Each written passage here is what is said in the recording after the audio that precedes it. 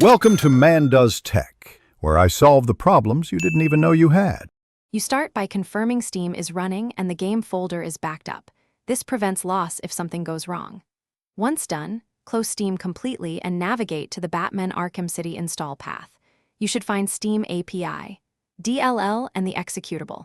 Make a copy of the original DLL into a separate folder so you can restore it later.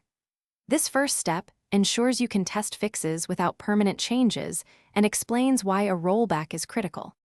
Next, you obtain a Steam API, DLL that matches the game build. Mismatched versions cause crashes. Once you have the correct file, replace the one in the game directory and ensure file permissions allow the game to read it.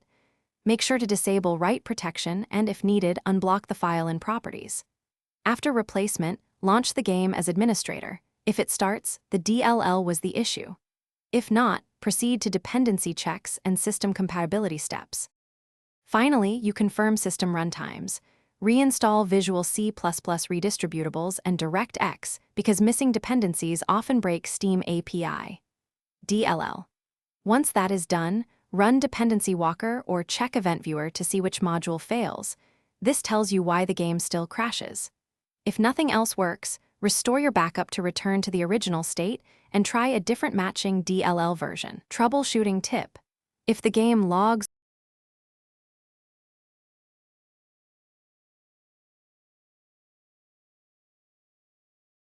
Thanks for watching.